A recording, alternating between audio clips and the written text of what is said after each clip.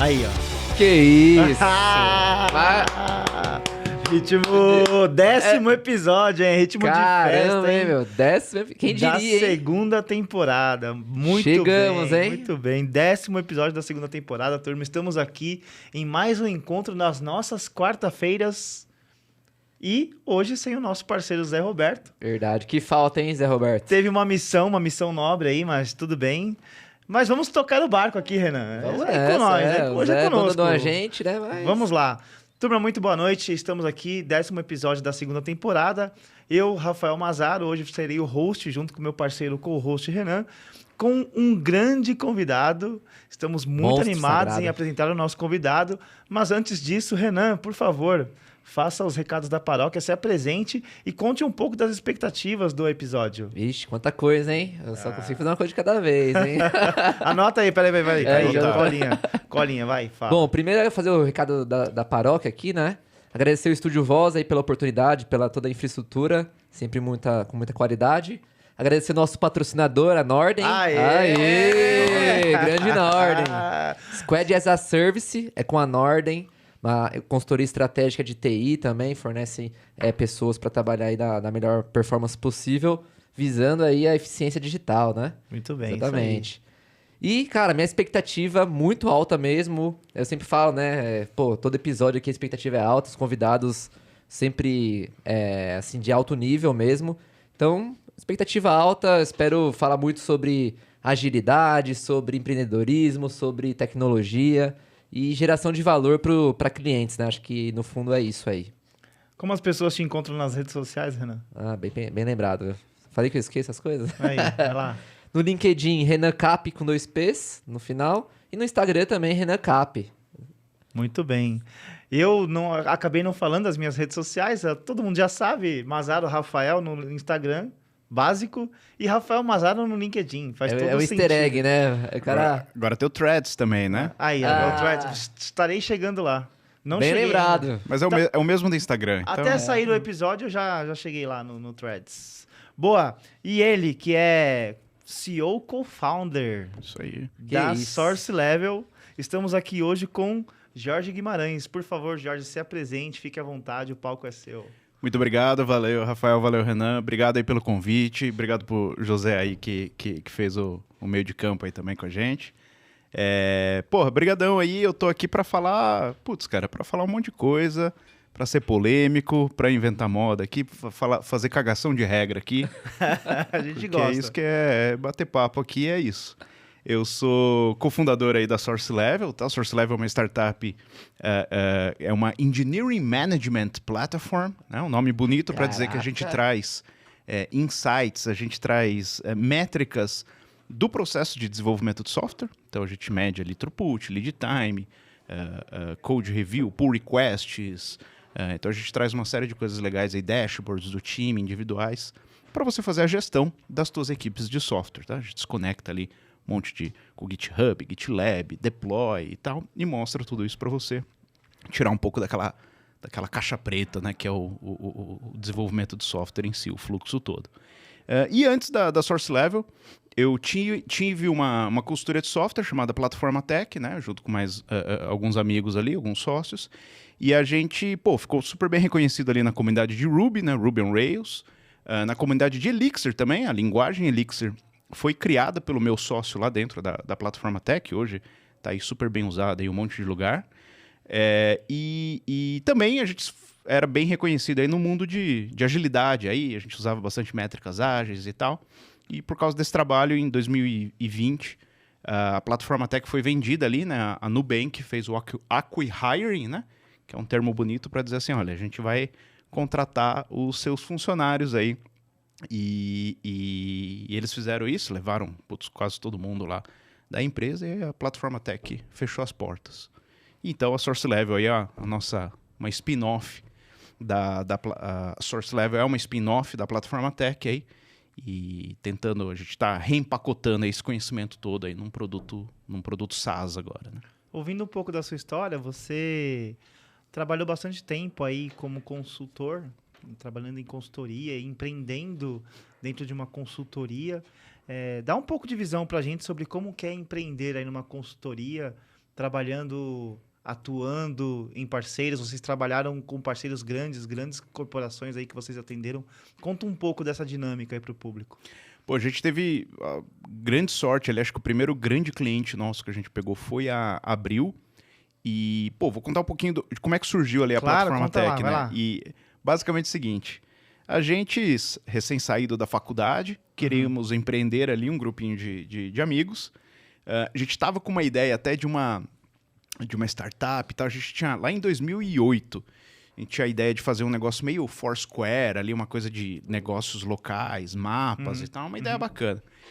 Chegou no investidor famoso aí, tá até hoje no mercado aí, e falou assim, poxa, temos essa ideia aqui e tal, pô, chegamos a assinar ali, quase assinar um termo de compromisso de investimento para fazer essa ideia rodar, e não deu certo. Uma série de fatores aí, não deu certo o investimento, culpa nossa e tal.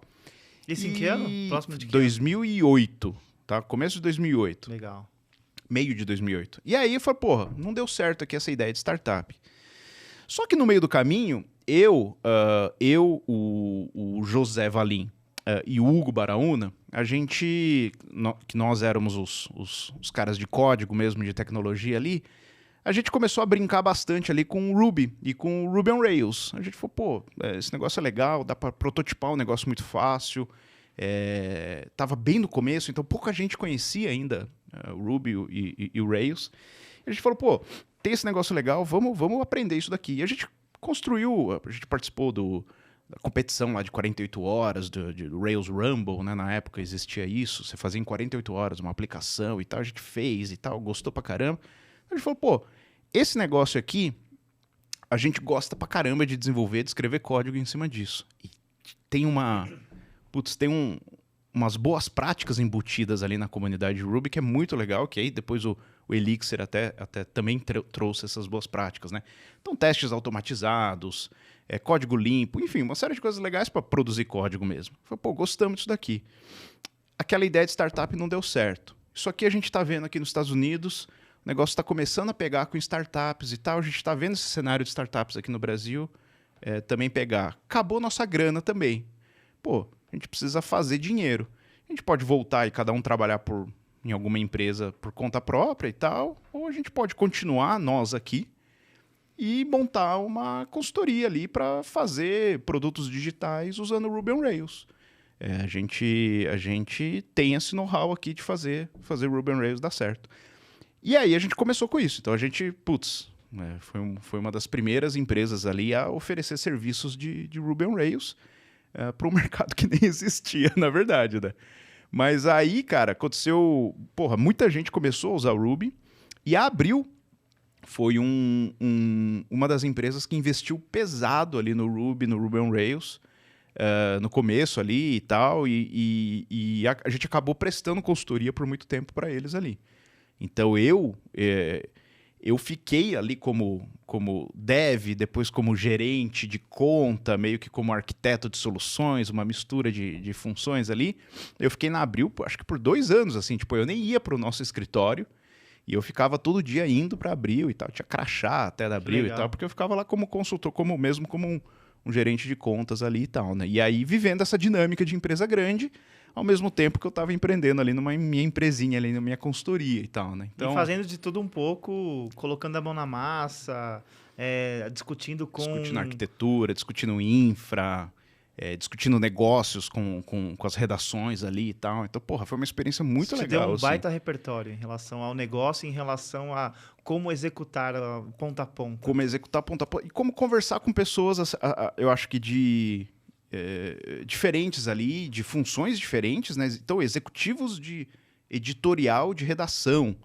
Cara, conversei com a galera da Exame, da Veja e tal, tipo, e eu, né, molecão naquela época e tal. Então, isso me deu uma perspectiva bem legal, assim, de cara de pau mesmo, sabe? De chegar lá e perguntar e tal. Ah, tem até uma história engraçada. Eu tava falando pra vocês agora há pouco que eu não manjo de futebol, né? Uhum. Eu não acompanho muito e tal, não tenho esse costume. Nunca tive. E a gente tava fazendo um projeto pra Placar. Tá fazendo lá, então, bola de prata, o site da Placar, os sistemas internos lá pra administrar o site e tal. E eu tava lá numa reunião com eles, discutindo bola de prata, e eu falei assim, galera... eu preciso entender um negócio aqui, eu sei que vocês vão dar risada de mim, mas eu preciso perguntar porque eu não manjo isso. Esse negócio de Brasileirão tem todo ano? Ou é tipo igual a Copa, que tem de 4 em 4 anos, sabe? Eu falei, porque isso muda a forma como a gente pode fazer ali dentro do sistema e tal. Aí, puta, os caras... Só pra garantir, né? Só pra garantir, porra. Pra eu, né? Pra eu anotar o requisito aqui direitinho e tal. Porque precisava resetar o banco, as coisas do Bola de Prata e tal. Os caras deram risada, óbvio. Aí falaram, não, tem todo ano, tem todo ano. Aí eu fui entender o que é esse negócio de jogo de ida, jogo de volta. Porra, pra mim... Eu falei, mas os caras já jogaram, pô. Por que precisa jogar de novo? Eu falei, pra quê? Eu falei, porra... Complica o banco de dados isso, né, porra? Minha mente lógica, isso não faz sentido algum. Então, pô, já tá lá, é o uniqueness ali, porra, já não precisa mais. Já foi esse jogo. Porra, legal. Cara, você tá contando a história, né? Acho que é bem legal você começa a falar, eu começo a imaginar, né? Como devia ser isso, né? Um monte de... Alguns amigos ali, tentando ali criar uma coisa pra dominar o mundo, não deu certo, pô, vamos prestar serviço pra ter um faturamento e aí, quem sabe, a gente vê o que dá, né? E, cara, vocês tinham algum plano de negócio, alguma coisa assim, ou não? Vocês queriam trabalhar com Ruby mesmo? A gente queria trabalhar com Ruby e acho que a grande sacada, a grande sacada foi montar uma empresa que a gente gostasse de trabalhar. Era essa a ideia, do tipo... A gente saiu da faculdade, vimos as empresas ali, a gente obviamente já tinha trabalhado ali, estágio, alguma coisa ali em algumas outras empresas, e a gente falou, putz, vamos montar uma empresa do nosso jeito, em que a gente possa falar bastante de qualidade de código, como lançar também produtos digitais, falar bastante de agregar valor, mas no sentido legal mesmo de falar assim, poxa, como é que a gente faz o negócio dar certo ali, com o mínimo de esforço e tal, mas ao mesmo tempo respeitando essa parte de clean code, de montar um negócio com uma manutenção super legal, com testes automatizados e tal, que a gente nem tinha visto isso na faculdade, né? Até porque eu nem fiz engenharia da computação, mas esse pode ser um outro tópico aí. Mas aí, acho que a grande sacada foi essa, assim, pô, vamos montar uma empresa em que a gente, que é de código, de tecnologia, gostaria de trabalhar se não fosse a nossa própria empresa. Tá? E aí a gente conseguiu atrair uma galera muito boa desde o começo. E essa galera muito boa, porra, foi trazendo cada vez coisas... Isso que era legal, assim, tipo, o pessoal... Não era só os sócios da empresa que traziam uma bagagem, que traziam coisas boas para dentro da consultoria, né? Então você tinha caras que trabalharam com a gente que viraram... né, Railscore, Ruby, Hero e tal, não sei o quê, e aí, enfim, foi criando uma massa crítica ali de influentes, né? De influencers, de uma massa crítica ali, tipo, de coisa boa acontecendo, e isso era muito foda, porque você chegava lá nos clientes para fazer vendas, né, e eu fui account executive por um tempo lá, eu trabalhei com vendas da plataforma Tech. Era legal, porque o CTO às vezes chegava na gente e falava assim, olha, eu não conhecia direito vocês, mas a minha equipe inteira falou que vocês são foda pra caramba e a gente precisa trabalhar com vocês. Legal. Então, porra, isso era da hora pra caramba. Já. Fala aí. Não, eu acho que só complementando isso que você falou, né? Cara, a gente sempre fala isso aqui também, né? Cara, juntar uma galera, né? Pessoas boas ali, né? Cara, nem precisa ter um objetivo final ali, né? Muito claro, né? Mas, cara, só se você juntar pessoas boas ali, com vontade de fazer acontecer, cara, alguma coisa boa vai sair dali, sabe? Às vezes nem é muito o que você planejou, mas alguma coisa boa vai levar pra um lugar. Exatamente. E claro, depois a gente até botou as metas nossas, pra onde a gente queria chegar e tudo mais, mas, cara, no começo, vou ser bem sincero. Entrar dinheiro, né? Era entrar dinheiro, fazer software, e aí, quem que quer? Quem quer isso aqui? No começo não tinha mercado nenhum para Ruby, né? E aí depois foi criando e tal. Então, porra, no começo não tinha objetivo nenhum. Era juntar gente que a gente se gostava de trabalhar junto, e é isso. O interessante dessa discussão, a gente recebeu o Tasso foi o segundo episódio dessa temporada. Ele é gerente executivo na CIT, que é uma grande consultoria. E a gente discutiu bastante sobre quais são os diferenciais que uma consultoria pode oferecer, porque hoje em dia o mercado ele é muito competitivo em relação a oferecer algo de tecnologia. As tecnologias estão aí para uso à vontade, então o que você tem de diferencial. E nesta época, vocês já tinham um diferencial que é ter um conhecimento específico e vocês tinham algo que era referência. A plataforma Tech, ela, cara, super famosa, assim. Muita gente sempre conheceu a plataforma Tech. E, na verdade, eu nem sabia que ela tinha sido vendida adquirida ali, né? Parte do time foi adquirida pela Nubank. Mas sempre foi muito referência, assim. Cara, você tem alguns cases para contar em relação a isso? Em relação a... Pô, tinha lá uma... Por exemplo, aqui, né? Tinha... um tipo de stack sendo utilizada num cliente, a gente chegou com Ruby on Rails e trouxe uma outra pegada de execução e isso quebrou paradigmas. Tem alguma coisa nesse sentido? Cara, tem tem um caso que eu acho bem legal de comentar, a parte técnica. Quando começou a surgir muito sobre microserviços, né? Eu era um dos caras que eu falei, o negócio de microserviço aí tá um pouco estranho. E a gente chegou a pegar um código ajudando um cliente nosso, tá? Então, qual que era a situação? O cliente contratou uma consultoria que não era a plataforma Tech, uma consultoria gigantesca aí do mercado, que tinha muito know-how aí nessa coisa de microserviços, e eles fizeram alguns microserviços, alguns em Ruby, algumas outras linguagens e tal, para montar esse produto digital da empresa. Eram, acho que 8 ou 9 microserviços, cada um muito especializado em um tipo de coisa. Então tinha a listagem de produto, depois tinha um outro microserviço que era só responsável pela parte de preço, depois um outro responsável pela parte de contabilizar vendas e tal. Então tinha uma série de... quebrado demais até. E a gente chegou lá no projeto, eles precisavam de ter mais gente e tal, e acabaram trazendo a gente. Na verdade, já conhecia bastante gente que estava trabalhando lá nesse projeto, eles levaram a gente para lá para dentro. Quando eu entrei lá, uma das primeiras coisas que eu fiz foi falar o seguinte, tem desses 8, 9 microserviços aí, cara, tem uns 3 que eu juntaria em um só. Porque qual que era o padrão, qual que era o pattern que estava aparecendo ali? Cara, eles estavam basicamente replicando no microserviço em HTTP funcionalidade de um banco de dados, funcionalidade de um MySQL ou de um Postgre. Então, tudo que você precisava fazer, imagina, uma listagem de produtos. Agora, quero ordenar o produto. Cara, isso o banco de dados já traz pra gente. Mas não, você precisava ter que implementar lá no microserviço, modificar o client, depois atualizar isso em uma série de softwares que usavam aquele client, coisa e tal. Então, cara, uma feature que era para demorar, botar uma ordenação, 30 minutos, demorava 2 semanas. Você precisava... Tinha um processo também de infra lá bem, bem complicado. Então, uma das primeiras coisas que a gente quis fazer foi simplesmente, vamos juntar tudo, esses microserviços, num servição maior, porque vai facilitar pra caramba o tempo de desenvolvimento. Obviamente, ninguém aceitou essa minha ideia, porque eu apresentei essa ideia meio que num comitê, né? Então, imagina uma mesa de 20 pessoas ali, cada uma com voz dentro do projeto e tal, e aí, cara, né? Ninguém gostou muito da ideia e tal. Mas aí, depois de um tempo, a gente conseguiu convencer os caras.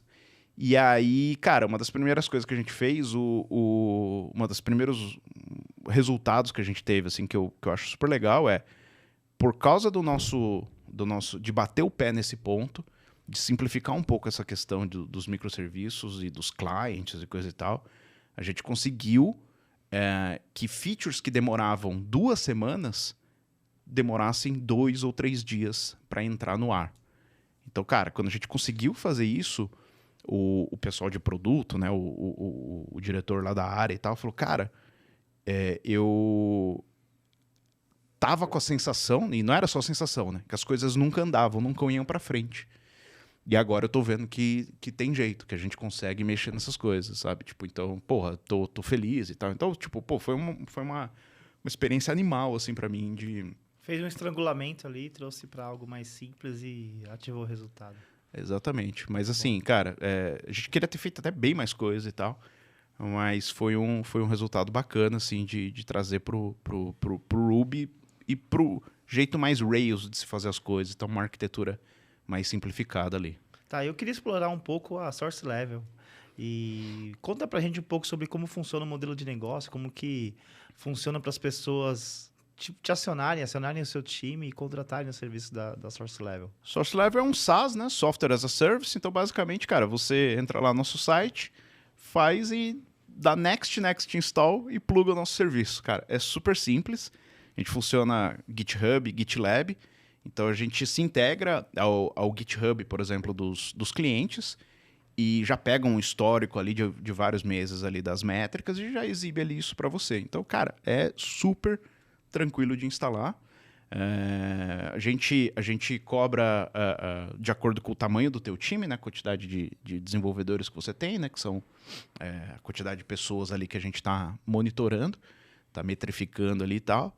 E normalmente quem acaba chegando na gente ali são CTOs de startups em crescimento, né? Sempre essa história assim, tipo, o cara levantou um seed ou um Series A e falou, pô, agora eu preciso organizar a casa. É sempre essa história do tipo, legal, vou organizar a casa. E uma das frentes de organização costuma ser essa parte de eficiência, checar métricas, indicadores, de como é que eu vou colocar indicadores aqui para todo mundo, porque eu estou escalando as equipes, contratando equipes e contratando pessoas novas que não têm... como é que eu garanto que as boas práticas estão funcionando? Legal, muito bom, porque eu trabalhei no meu último emprego antes da Nordem, eu fui head de engenharia na Zenvia e lá nós tínhamos várias métricas em relação aos times e a gente usava bastante o conceito de DORA para poder entender a quantidade de deploys que eram feitas, a quantidade de códigos, defeitos que a gente tinha, o nível de SLA dos processos, enfim, a gente tinha ali uma série de métricas que a gente acompanhava no dia a dia para entender, inclusive, o quanto que o nosso time ele é efetivo para poder demonstrar o valor do tipo, cara, se eu tenho aqui uma squad de engenharia com 5, 6 engenheiros, esses caras estão produzindo, sei lá, 300 linhas de código por dia, fazendo 300 mil deploys num ano, e tudo isso, quando há uma mudança de escopo, uma mudança de requisito, alguma coisa,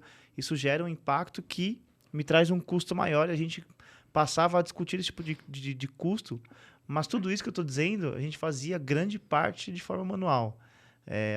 Era extrair as informações do Gira, extrair as informações do Git e em cima dessas informações nós fazíamos análises manuais. Então o que você está dizendo é que eu poderia usar o software da Source Level para poder automatizar isso aí. Poderia. Esse também é um outro perfil de cliente que eu adoro, que é o cara que já tem métricas rodando ali, porque ele já está fazendo isso com o script, porque normalmente é o seguinte... O cara que é head de engenharia ou engineering manager, aí, se a gente estiver falando de uma empresa maior ali e tal, que o cara está cuidando ali de várias equipes, esses caras normalmente são caras técnicos que subiram ali para a função de gestão. Ou seja, os caras têm condições de montar um script ali, puxar algumas dessas informações que a gente tem e tal. Então, às vezes, os caras fazem isso e tem numa planilha. Quando o cara me mostra a planilha e eu mostro o que a gente tem no software, puta, o cara fala, nossa, animal, porque meu script quebra, só eu sei manter, ninguém mais mantém, eu não quero que outra pessoa do time fique mantendo, porque eu quero que ele esteja trabalhando no core, né, no produto core da empresa e tal. E eu sei que o de vocês vai funcionar bem e tal, então, putz, acaba contratando a gente e tal, porque o cara já vê valor ali nas métricas, né? E eu faço bastante diferença ali, né? O tipo de cliente pra gente tem que ser um cara bem orientado à agilidade, metodologia ágil, iteração, que o cara tá querendo ter feedback dos ciclos e tudo mais, né? Se o cara for um cara mais engessado, né? Pensa num cara mais legado aí, um cara, né? meio não tão ágil assim, mas roots. Putz, aí talvez não faça tanto sentido, porque talvez esse cara nem use versionamento de código, por exemplo, né? E aí, cara, eu não consigo ajudar, porque eu extraio informações dali, né? Já aconteceu da gente tá conversando com um clientão lá, um possível cliente grande ali, um banco, e aí eu fui perguntar, falei, como é que faz a parte de versionamento? Não temos versionamento de código e tal. Eu falei, não tem? Aí eu falei, putz, então não consigo ajudar, infelizmente não. Não, mas eu preciso ter métricas e tal, não sei o quê. Eu falei, cara, beleza, te ajudo, mas depois que você conseguir implantar metodologias que vão, vai te ajudar isso. Não adianta eu entrar com... Não vai funcionar, né? Sim. Acho que para ficar bem claro pro pessoal que tá vendo a gente, né, a gente fala bastante sobre, tem que construir o produto certo, né, a funcionalidade certa para o cliente para que gere valor de fato, né? Não é você construir algo que não gere valor, né? Aqui, acho que o papel da sua empresa tá na parte da construção, né? Que é o dual, né? Cara, tem um PM ali que tá olhando as necessidades e tudo mais para levar isso pro time de engenharia, que aí o Engineering Manager vai tocar isso da melhor forma possível para que traga eficiência e melhores boas práticas e tudo mais. Eu acho que você está nesse lado da cadeia em si de geração de valor de uma empresa, né? Perfeito, exatamente. Porque engenharia, quando a gente fala de engenharia, a gente não pode deixar de colocar, por exemplo, se eu tenho uma equipe ali que não está interessado em auto-melhora, cara, não é engenharia mais. Ali é um bando de artesão que está fazendo as coisas ali pelo que ele faz, né? Pelo artesanato e tal, uma pastelaria e tal. Então, quando a gente fala de engenharia, cara, a gente precisa ter essa preocupação em construir do jeito certo, de uma maneira legal, de uma maneira que melhore a todo o ciclo e de uma maneira que escale. Porque, provavelmente, se esse teu produto der certo, você vai precisar de mais gente. E aí, quando coloca mais gente, a gente sabe que é onde, costuma piorar os processos, a qualidade deixa de existir e tal. Então, assim, como é que eu escalo essas boas práticas? E se você não pensa nesse tipo de coisa, não tem como chamar de engenharia.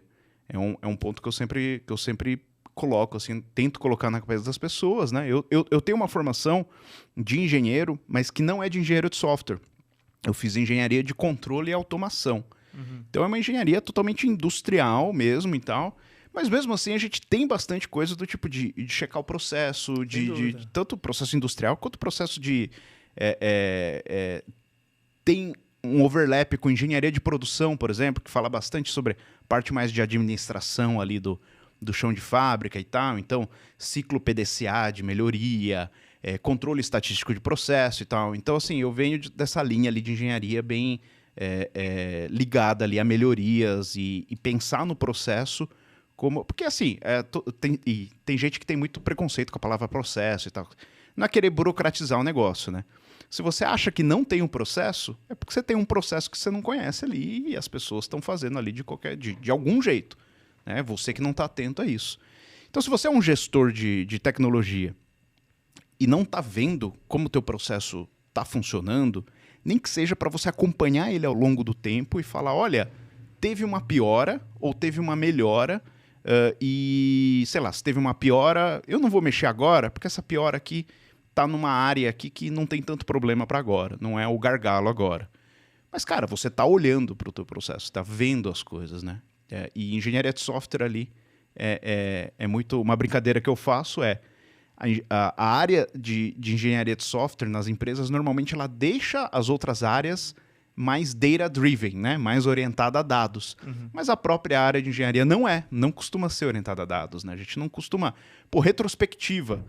Porra, vamos abrir aqui os dados de como rolou a retrospectiva. Não é assim, vamos desenhar aqui no quadro como é que a gente sentiu essa semana. Ah, não, gente, para. Vamos olhar um pouco dos dados ali para saber o que a gente pode melhorar ou não, né? Quando eu estava na Zenvia, eu tinha boas discussões com os PMs, porque eu tocava toda a parte de engenharia e, obviamente, eu tinha pares ali que traziam uma visão de negócio e, obviamente, é algo conectado. Bem dual, né? No fim de cada quarter, nós extraímos essas métricas e abria um grande PDCA ali, uma lavagem de roupa suja mesmo, para discutir o seguinte, cara, tá vendo aqui, ó, nós fizemos, por hipótese aqui, 15 releases, que nós entregamos 4 features, resolvemos tantos bugs, e toda vez que há um pedido torto, ou algo que a gente tenha que revisitar aquilo que foi mal executado, a gente tem uma perda de eficiência e isso é jogar dinheiro fora. Então eu tinha lá até métricas que a gente, inclusive, a ambição de que os nossos números fossem abaixo de 10% de desperdício. Então, um ciclo que ia 15% de desperdício, 18% de desperdício, é muito desperdício. Cara, se você está falando de um time que custa R$200 mil, você está falando que você está jogando por mês ali quase 40 mil reais fora de esforço, de algo que poderia estar gerando mais valor. Né? Então, são discussões de empresas, obviamente, com mais maturidade, que a gente conseguia extrair isso, porque a gente realmente se preocupava bastante com métricas para ter os times coesos, atacando o que realmente faz sentido. Mas, de novo, tudo isso na mão. Qual a sua visão em relação a isso? Dá um recado aí, inclusive, para os CTOs, para os PMs que não se preocupam com eu vou tirar o pedido aqui, o cara executa. Conta um pouco aí da sua visão em relação a isso. Eu acho que a questão do PM é fundamental ali, né? Porque o PM, ele tá de olho nas métricas, óbvio, ali do negócio e dos usuários e tal, mas ele tem uma parte que é o seguinte, toda a demanda que o PM gera, ou quase toda a demanda, ele vai cair no time de engenharia, no time de tecnologia para ser desenvolvido, enfim, para acontecer alguma ação ali.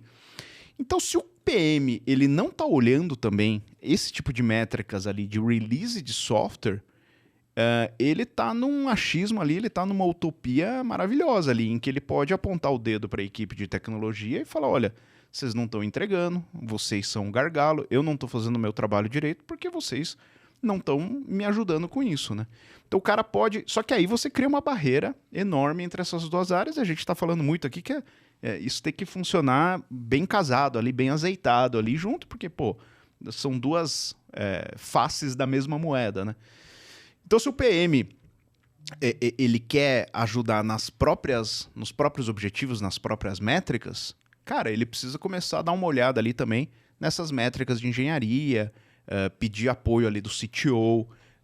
Se o CTO não está olhando isso, ele vai falar, porra, cara, vamos precisar olhar, porque, cara, isso impacta nas regras de negócio, nos objetivos de negócio, impacta, no throughput, né? A gente tem ali se a gente quer alcançar o time to market, a gente precisa shippar mais coisa em menos tempo e tal. Normal isso, né? Não é um bicho de 7 cabeças.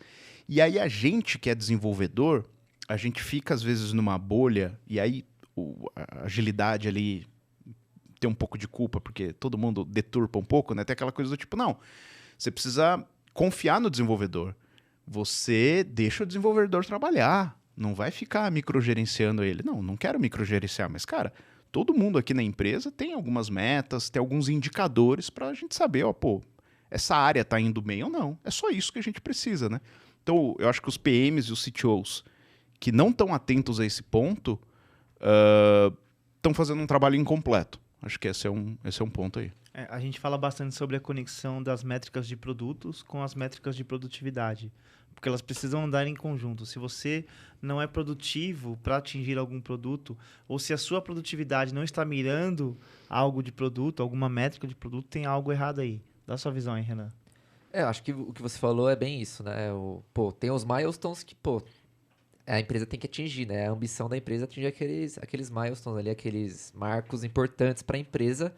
E aí é justamente isso, né? Como a gente vai chegar até lá, né? E eu acho que casa muito disso, né? Eu acho que o pessoal de tecnologia tem que fazer da melhor forma possível, da forma mais rápida, da forma mais otimizada. E é exatamente o que você falou, cara. O que você falou sobre retro pra mim aqui, eu lembro das minhas experiências passadas. Cara, é muito isso, né? Era o quadro ali. Cara, o que você achou? Era muito no sentimental e não no analítico, né? Claro, tem que ter as duas coisas ali, né? Pra você melhorar a questão da psicologia do time ali. Mas também tem que trazer essa visão de metas pessoais, né? De, cara... e até pra você ter uma visão, né? Porque o que você não mede, você não vê. Que é o que você também já comentou isso na outra sua fala, né? Cara, você precisa olhar pra você aprimorar o seu processo em si. É engenharia, né? Engenharia de qualidade é exatamente isso, né? Você olhar pro processo e ver onde você tem ali gaps ali. Acho que é o princípio do Lean, né? Que você fala muito isso, né, Rafa? Sim, sem dúvida.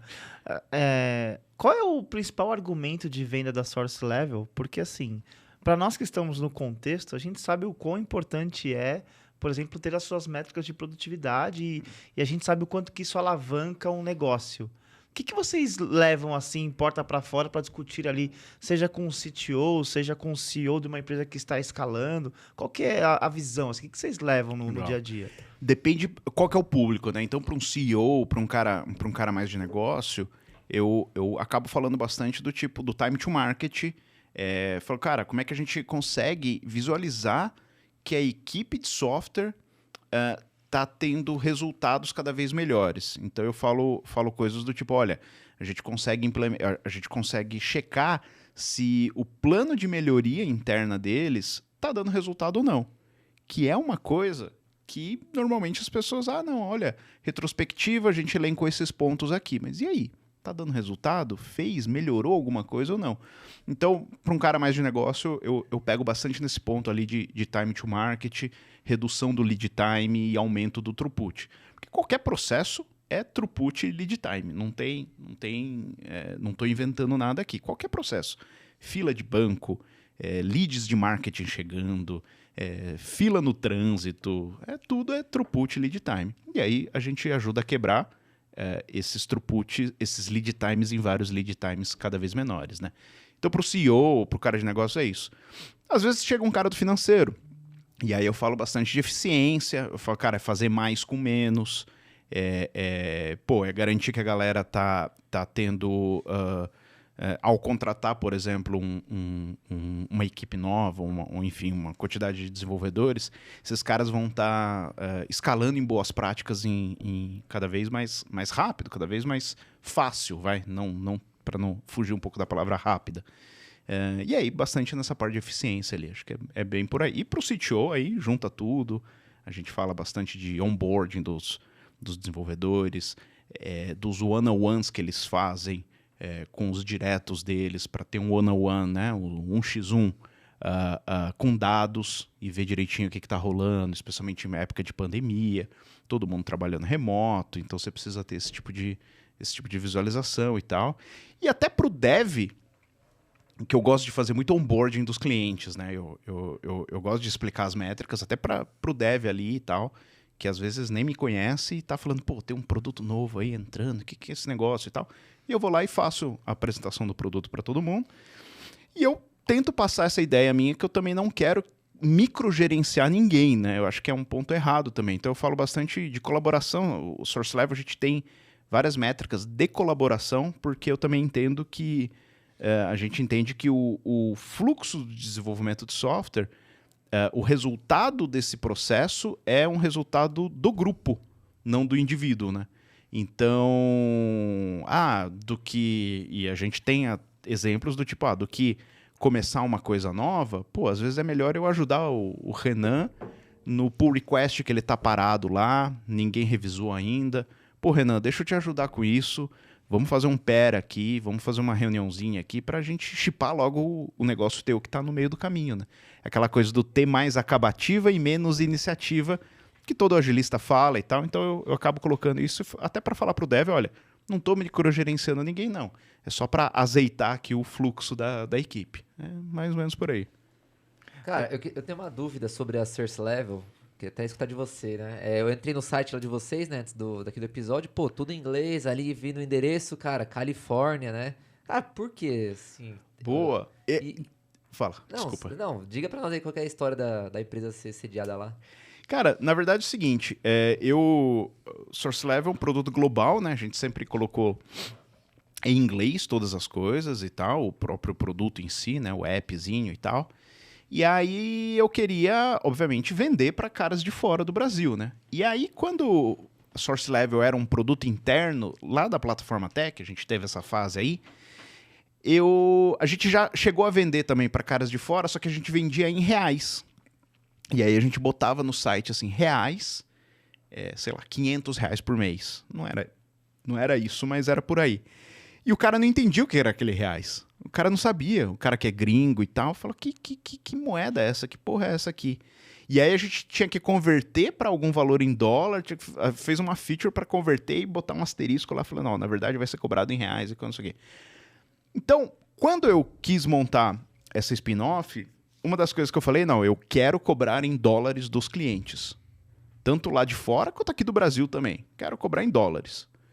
E aí eu descobri que, na verdade, você só consegue fazer isso, você não consegue fazer isso com uma empresa no Brasil.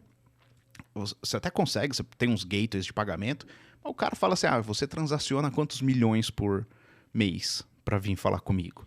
Então é assim que os caras fazem. Então, a maneira mais óbvia foi e até foi dica de um investidor que eu peguei isso, foi, cara, abre direto lá fora.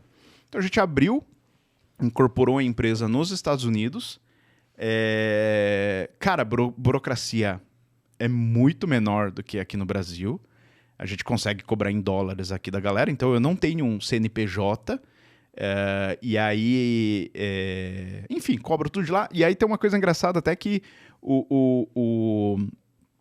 pelo fato da empresa estar lá nos Estados Unidos, às vezes o pessoal do financeiro aqui de alguns clientes nossos fala, não, mas qual que é o banco aí? Eu vou pagar por transferência bancária para vocês. Eu falei, então, putz, eu não tenho conta em banco aqui no Brasil. Tenho conta em banco nos Estados Unidos, serve? O cara, mas como assim? Eu falei, não tenho CNPJ, né? Às vezes tem NDA para assinar, e aí vem a CNPJ da empresa. Eu falei, porra, não tenho isso e tal. Então, assim, e a burocracia lá é muito menor, é muito fácil. Só o fato de eu não ter que lidar com, por exemplo, nota fiscal eletrônica. Puta saco de ficar fazendo nota fiscal eletrônica. Cada cidade tem o seu esquema e tal, e você precisa contratar normalmente um serviço que acaba fazendo o meio de campo para você e tal. Bom, lá nos Estados Unidos acaba isso. Tem a invoice lá, acabou. O próprio Stripe lá ajuda a gente nisso e tal. E ficou muito mais fácil e tal. Fora que, para receber investimento, mesmo receber investimento do Brasil, você precisa ter uma estrutura lá fora, né? Ninguém investe em empresas aqui do Brasil. Não investidores profissionais e tal, né? Então você precisa ter essa estrutura lá fora e tal. Sobre preço, né? É bem legal, né? Eu que uso bastante ferramentas ali de fora, né? Pô, cara, uma coisa que eu acho muito legal, assim, que vem, acho que cada vez mais tá ficando mais comum, né? Eles estão trazendo um parâmetro para países, por exemplo, que o dólar é muito forte, né? Por exemplo, nos Estados Unidos custa $30, mas pro cara que tá comprando aqui do Brasil, não vai custar $30, porque, pô, se ele converter ali pra empresa, vai ficar um preço absurdo. Então ele cobra um pouco mais barato. O poder de paridade, né? O poder de paridade. Cara, isso eu acho sensacional, né? A gente tem isso também. Então, se você é aqui do Brasil e tal, a gente acaba identificando isso e colocando. E identifica, assim, que é justamente para cobrar mais caro dos gringos e mais barato aqui do Brasil. Exato, porque faz mais sentido, né? Bom, você citou alguns pontos na sua fala em relação ao que a Source Level entrega, que vai bem de encontro à eficiência digital. E quando a gente fala eficiência digital, a gente fala bastante sobre automação, sobre data analytics, você tomar decisões baseadas nos dados da sua empresa, sobre colaboração e sobre comunicação. E você trouxe bastante na sua fala aí a questão de colaboração e a comunicação entre os times. Quando a gente fala mais na operação do dia a dia ali, de execução, de, cara, colocar a mão na massa, de fazer acontecer, a gente tem alguns perfis no time operacional para fazer isso. Então, a gente tem, por exemplo, o próprio PM que nós já citamos, que faz uma visão porta para fora, entendendo ali as necessidades de mercado, entendendo o comportamento dos concorrentes, entendendo como aquela funcionalidade está sendo adquirida por um cliente ou não, fator de lock-in, né? Então, tem uma pegada ali do PM. Aí a gente tem, nos times de engenharia, você vai ter ali... eu não estou acostumado com o perfil, por exemplo, de um Scrum Master, mas a gente vai chegar a falar lá. A gente tem, por exemplo, um cara que é um Service Delivery Manager, que é quem cuida ali da parte de gestão da entrega e faz a conexão com o time e garante também os entregáveis.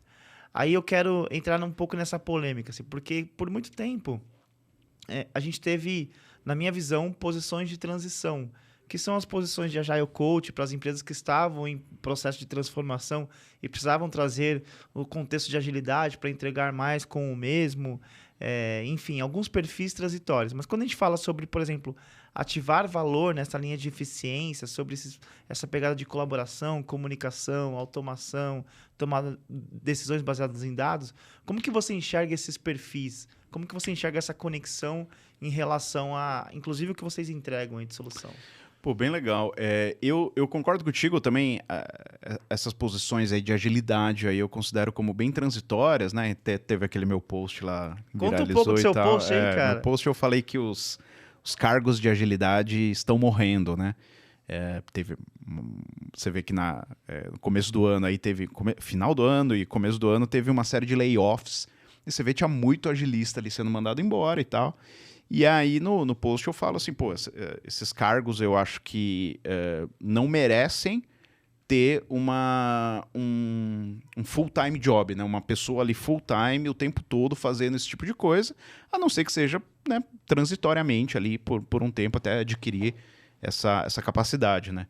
E aí eu também falo assim, ó, eu acho que esse perfil acaba sendo muito melhor aproveitado num papel ali de PM ou num papel de Engineering Manager, que acho que são os dois papéis aí que a gente está vendo cada vez mais e tem a ver com essa entrega aqui. Numa consultoria eu entendo que tem o papel ali do Service Delivery ali, Manager, que garante essas entregas ali, mas numa empresa de produto, esse papel não existe, né? E aí você acaba tendo, eu acho que uma parte dessas responsabilidades de gestão acabam caindo muito na figura do Engineering Manager, no gerente de engenharia, que é um papel relativamente novo aqui no Brasil e até fora do Brasil, até nos Estados Unidos e tal. Então a galera ainda não sabe muito bem o que esses caras fazem, né? Tem empresas que os caras têm uma responsabilidade apenas técnica. Então seria um arquiteto de soluções ali, talvez um termo que a gente está mais acostumado. Mas tem outras empresas não, que esse cara, o Engineering Manager, ele também tem a responsabilidade da gestão de pessoas debaixo dele. Então é ele que garante ali, que faz os 1x1s, que garante que a galera tá... o clima, o ambiente tá legal e tal. Então tem essa parte de gestão de pessoas ali também. Tem empresas que isso você acaba chamando ali de tech leader, e aí o tech leader às vezes tem essa responsabilidade de gestão de pessoas, às vezes não e tal. Então eu acho que esse papel do que eu chamo ali de Engineering Manager é fundamental nessa onda aí pós-agilidade ali, né? Não é que a agilidade vai acabar, tá? Deixa eu explicar bem.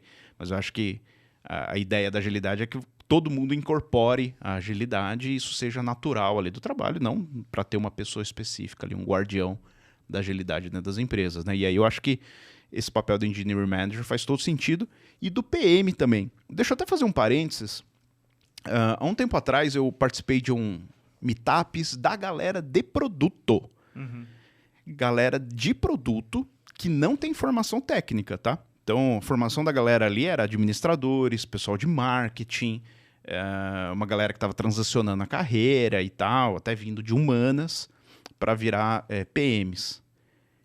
E aí eu fui nos meetups, até antes da pandemia. O que essa galera discutia lá nos meetups? Cara, discutia valor de negócios, como fazer entrevistas com o usuário, uma parte super legal.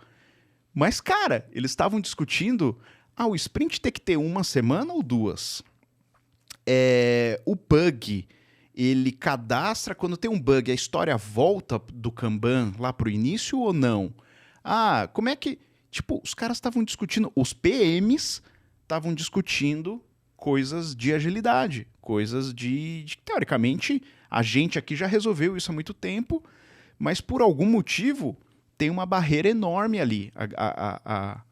A nossa galera, como a formação deles talvez seja diferente, não venha de desenvolvimento de software, eles talvez não sabem desse conteúdo, a gente aqui não soube falar para eles desse conteúdo também, só que o papel deles como PM tem muito a ver com essa entrega lá na ponta. Então, naturalmente, eles entenderam que, se o meu papel é entregar lá na ponta, essa galera que está aqui trampando comigo, eu vou ajudar eles de qualquer jeito. E aí vem esse pensamento de melhoria contínua, esse pensamento de agilidade, de iterações menores, né, que o Lean, Startup Lean, fala bastante, mas obviamente aplicado ali também para engenharia. Então, eu fiquei impressionado dessa galera estar falando de coisas ali que teoricamente não são da área deles, mas lógico que é, entendeu? Tipo, eu fiquei impressionado. Então, assim, PMs e Engineering Managers, eu acho que são os caras responsáveis ali, as pessoas responsáveis por fazer essa entrega virar em dois aspectos, né? Construir o que é certo para o negócio, que é uma puta dificuldade, e construir ali do jeito certo também, né? Com garantindo boas práticas, escalando a equipe. Não adianta você construir do jeito errado. Você precisa das duas coisas, né? Senão uma coisa não para em pé sem a outra. Perfeito. Cara, assunto polêmico aí, hein?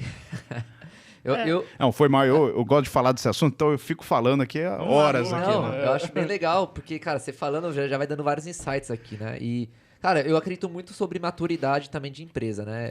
Cara, olhando até pra minha experiência pessoal, né, de trabalho, eu trabalhei em empresa um banco grande, então, cara, é um cenário. Fui pra uma seguradora que tava em transformação e tava muito mais à frente daquele banco que eu tava. Então, cara, era um outro cenário, mas também era uma puta empresa gigante. Cara, eu fundei uma empresa, uma startup, então, cara, era um outro cenário e eu também já participei de uma startup que tava iniciando. Então, cara, é um outro cenário.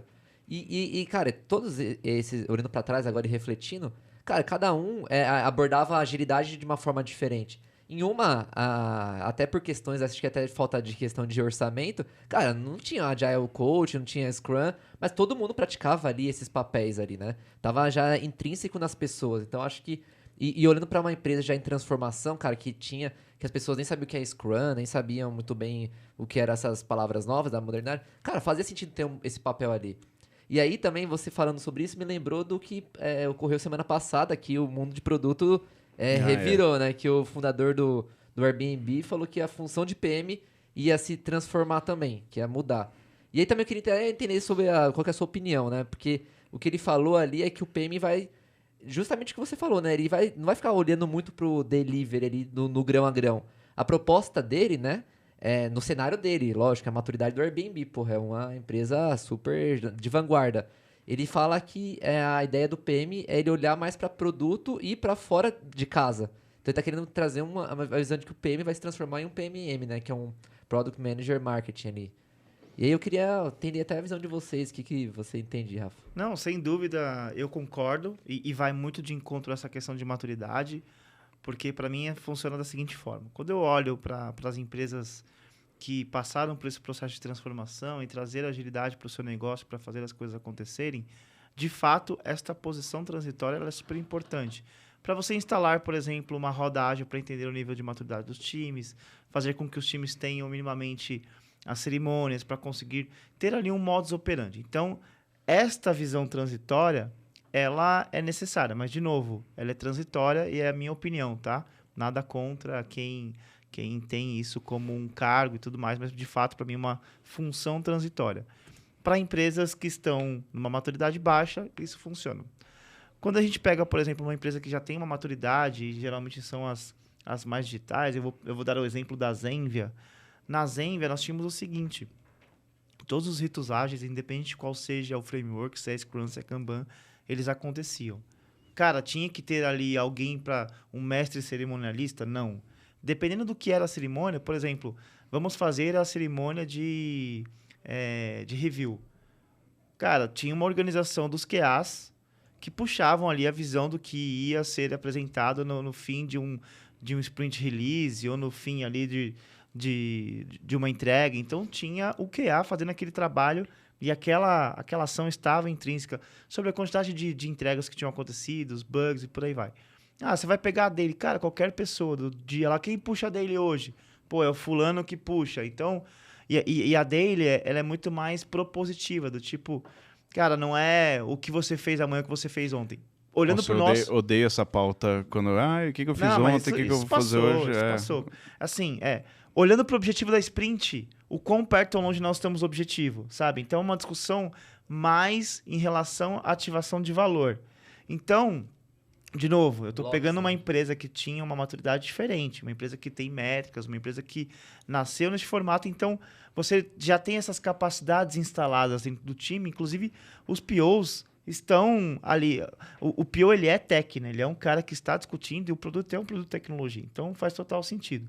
Aí, quando você pega, por exemplo, uma empresa que já passou por todo esse estágio e está nessa fase, eu concordo totalmente, porque a operação do dia a dia, cara, é do time. O time vai tocar independente de qual seja o perfil. Você não precisa ter alguém ali tocando o bumbo, como, por exemplo, um PM. Cara, a galera todo mundo tá olhando para a mesma ambição, para o mesmo norte. Então, a operação, ela é engenharia pura, porque é uma empresa de tecnologia. O PM, ele tá olhando porta para fora, tá se preocupando, por exemplo, com a visão de mercado, com a visão dos concorrentes, com a visão dos dados. Tá trazendo para perto, por exemplo, o cientista de dados para entender o comportamento de uso e por aí vai. Então, eu concordo integralmente, porém eu reforço aqui, os estágios de maturidade vão dar essa visão. Quando aconteceu, por exemplo, essa questão do layoff, no primeiro episódio dessa temporada a gente falou bastante sobre isso, foi justo porque houve uma regressão da economia, e aí nesta regressão da economia, com a inflação alta, você tem que fazer o seguinte, a grande maioria das empresas, são anos difíceis. Então, o que eu preciso fazer de combustível? O que eu preciso de combustível para rodar até a próxima cidade? Então, cara, de combustível para a próxima cidade, você precisa disso aqui. Então, ou seja, o quanto que eu preciso para rodar no osso para dar o próximo passo. Então, as empresas entenderam que se eu já tenho uma certa estabilidade na minha execução, se eu já tenho um certo grau de maturidade, consequentemente, aquela posição que ela é transitória, ela faz menos sentido. Então, eu concordo com você que tem que ressignificar. Se você está numa posição transitória, já está ativando valor para aquilo que foi proposto, que é ter as métricas, instalar as capacidades, fazer com que aquilo rode, cara, a gente tem que agora pegar e trabalhar outras coisas. Tem até um exemplo de um case real. O Renato, se estiver ouvindo a gente, Renato Massu, ele é um dos caras Agile Coach mais foda que eu conheci. Mas o cara tinha track record, o cara já tinha sido Scrum Master, o cara já tinha feito um monte de coisa, já tinha sido gerente de delivery, ele conhecia muito, ele se tornou Agile Coach para realmente instalar capacidades.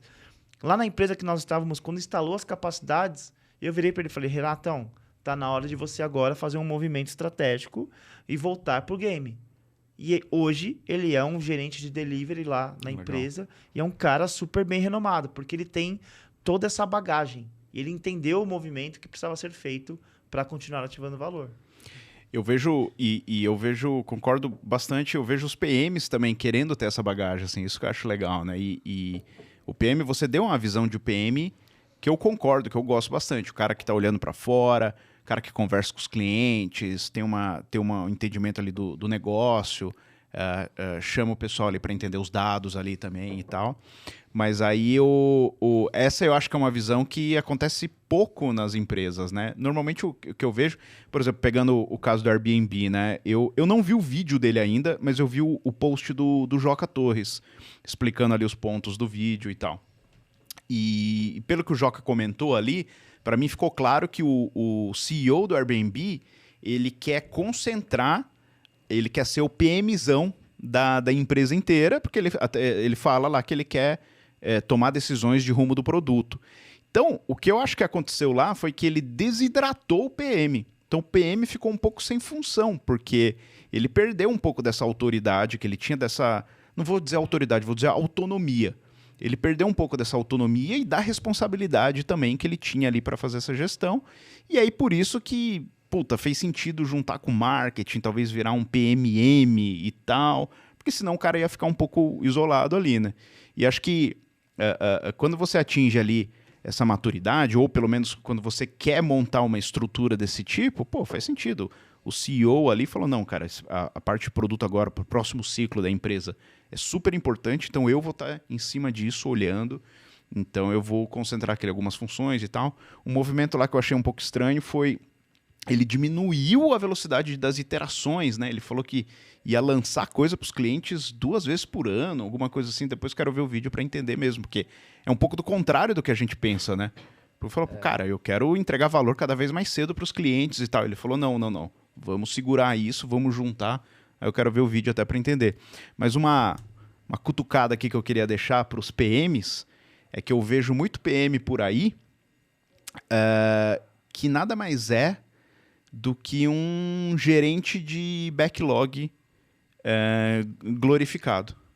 O cara tem a função de ser PM, mas ele não está falando com o cliente, ele não está analisando esses dados, ele não está vendo o objetivo de negócio, porque isso meio que vem pronto para ele.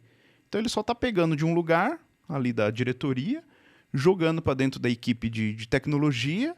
No máximo que ele está fazendo precisa escrever melhor a historinha aqui, precisa repriorizar isso daqui, vamos conversar com outra pessoa para quebrar esse escopo e tal. Eu falo, cara, você está capinando o backlog só. Isso não é uma função legal de PM, sabe? Então, eu gosto de dar essa cutucada assim, para os PMs também. Isso lembra quando a gente foi formatar a Easy to Life. A Easy to Life é ela é uma insurtech focada em seguro de vida. Inicialmente ela focava no público B2C, entregando um e-commerce. Depois ela está passando por uma evolução para focar em B2B, ou seja, oferecer a plataforma para que corretoras entreguem seguros de vida em escala. Quando eu fui chamado pelo Beto Trindade, parceiro nosso, para poder organizar a Istio Life, ele começou a discutir comigo assim, eu tenho uma software house, aí eu tenho o PO, aí tem o Tech Lead, que não desenvolve, aí tem o QA, aí tem... Eu falei, cara, esquece isso aí. Não, mas o que precisa? Não, precisa de um cara de tecnologia, e eu faço esse papel aqui, precisa de um cara de produto, e aí eu tenho um cara para trazer que é o Renan, e eu vou trazer um Principal Engineer, que é o cara que vai discutir com a gente na mesa as necessidades de negócio, vai interpretar e vai levar isso para a linha de código. Acabou. Ele, é só isso? Eu falei, é só isso. Obviamente, quando você escalar, você vai precisar crescer time e você vai precisar crescer, por exemplo, a visão de dados. Mas é isso. Sem reinventar a roda. Então, existem empresas que quando você quer construir a agilidade, ela começa a criar um monte de função, um monte de papéis, e aquele negócio vira um monstro. Quando é uma empresa que ela acabou de nascer, não faz o menor sentido, gente. Assim, o foco é no negócio, é no produto. Então, todo mundo tem que ter a visão de produto. O engenheiro, ele tem que ter a visão do produto, onde a gente quer chegar. O cara que está ali fazendo a orquestração da tecnologia, de infra e tudo mais, ele tem que discutir com o PM do tipo, cara, da forma como você quer implementar, a gente não funciona porque a gente tem que levar isso para um outro ambiente e tudo mais. Então, no final das contas... Entender a fase do negócio ali, né? Tipo, a fase que a gente quer validar ideias de negócio, não é, né, validar feature, né? É validar, então, porque, não preciso de uma galera tão especializada assim como eu tenho numa consultoria que normalmente atende caras que já têm ali essa maturidade do negócio, né? O cara já entende o negócio, já sabe o que quer e tal, então, faz sentido ter um QA, ter essas funções mais especializadas, né? Eu senti muito isso, assim, na virada de consultoria para dentro de produto, de repente eu me vi querendo aplicar toda a bagagem que eu tinha de consultoria e, botar um processo pesadíssimo ali para uma equipe de 2, 3 pessoas. Falei, você tá doido, Jorge? Para que isso aí? Para quê? E às vezes eu ainda me pego isso, sabe? Tipo, seria ótimo se eu tivesse, sei lá, alguém aqui para... Falei, não, não precisa, né, e tal. Então, entender um pouco ali do produto, às vezes, eu sou um cara de desenvolvimento de código, eu gosto muito de testes automatizados, eu gosto de ter um negócio ali, a suíte de testes bem feita e tal, mas aí eu também tenho que parar para pensar que, às vezes, para validar uma ideia, cara, valida em produção, vai. Joga lá em produção, sem teste mesmo, se der certo, aí a gente põe um teste ali que cobre um pouco aquele negócio e tal. São, né, estratégias diferentes dependendo da fase do negócio que você tá também, né? A gente tem que ter isso na cabeça mesmo. Cara, perfeito. Eu acho que além da maturidade, né, da empresa, né, que tá, acho que intrínseco ali, acho que tem essa questão de estágio da empresa, né?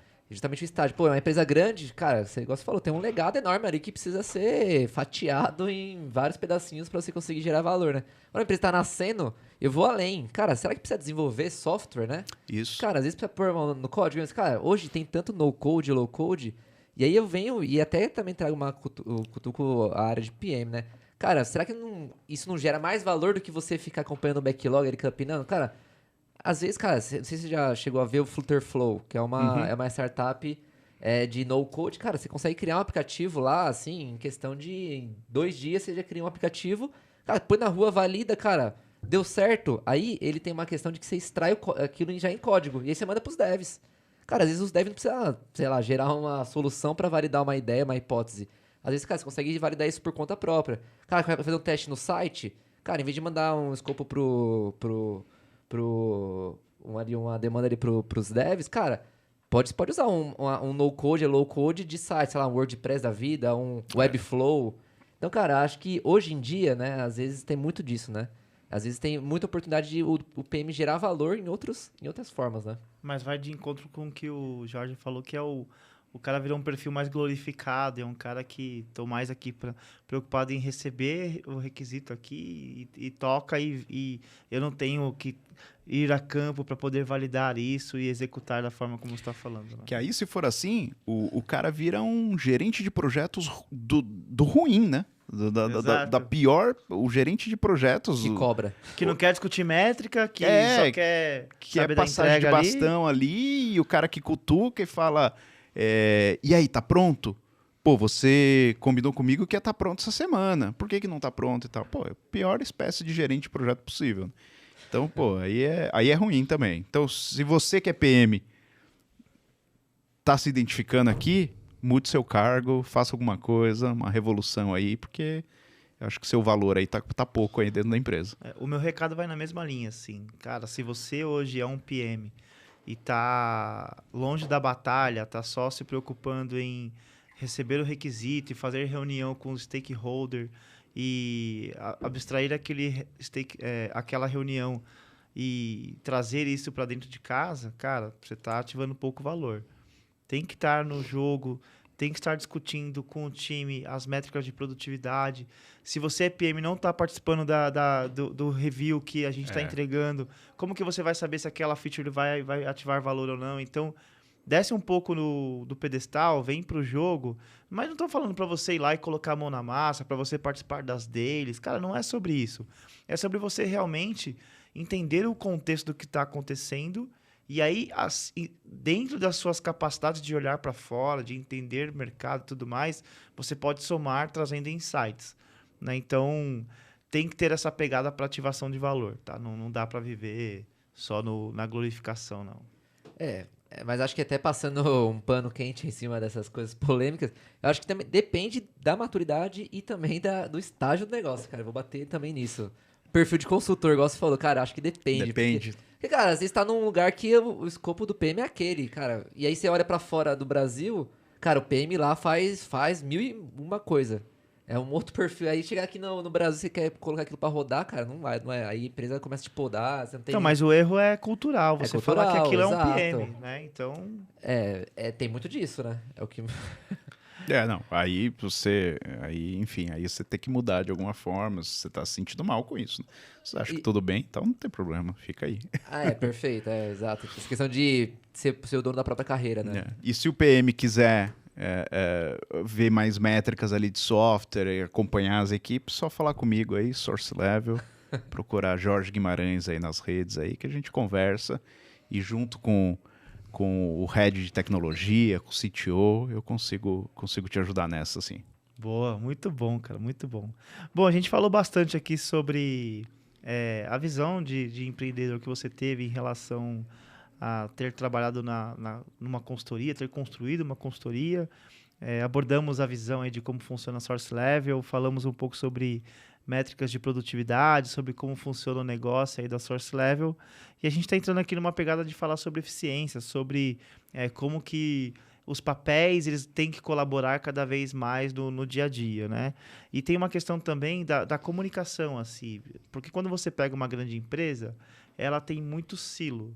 Ou seja, para você tocar um projeto, para você tocar a construção de um produto, ela depende de 3, 4 áreas ali a mais, né? Como que você enxerga, por exemplo, que deveria funcionar essa mecânica entre um produto e outro, entre uma área e outra, em relação à comunicação? E o quanto que, por exemplo, a Source Level poderia contribuir com essa conexão entre uma cadeia de valor ali, onde tem várias plataformas, vários produtos que se relacionam, que se comunicam no dia a dia. Como que você vê essa pegada de comunicação entre as áreas, entre os produtos, e como que você acha que pode resolver isso? Eu vou pegar o gancho do Renan, né? A gente estava falando de estágio da empresa, mas eu também acredito que tem estágios de produtos, né? Então, assim, dentro da mesma empresa, você vai ter um produto mais amadurecido, com uma dinâmica, com um ciclo de desenvolvimento totalmente diferente de um produto que está começando. Então, por exemplo, é um erro que eu vejo, às vezes, em grandes empresas, você acaba pegando ali aquele produto já maduro, vou pensar assim, super bem feito, com cobertura de teste, com não sei o quê, com ciclo de deploy, com análise de segurança, com QA. Então, assim, um processo de desenvolvimento mais maduro mesmo, mais completo. Você, às vezes, fala assim, não, tá dando certo aqui na equipe, então eu vou trazer algumas pessoas dessa equipe para começar um produto novo aqui, fazer uma mistureba legal aqui para fazer esse produto novo começar. E aí o cara, às vezes, vem com essa pegada de, assim como eu também pensei nisso, de carregar esse peso para o produto novo. Então eu acho que também produto novo a gente precisa pensar muito bem nisso, do tipo, não, aqui, pô, a gente vai validar, às vezes eu sou desenvolvedor, mas, pô, para a gente testar isso aqui não precisa fazer código nenhum, vamos testar uma landing page qualquer, vamos fazer isso daqui e tal. Então, assim, tem técnica, tem outros rumos para um produto novo que está começando. E é muito difícil fazer essa transição, fazer essa mudança de chave, ainda mais se você está dentro da mesma empresa. Porque você começa a comparar, isso que é ruim, você começa a comparar equipes, né? E aí, cara, as equipes têm dinâmicas diferentes e tal. Não vai ser as mesmas métricas, as mesmas métricas de processo que vão funcionar.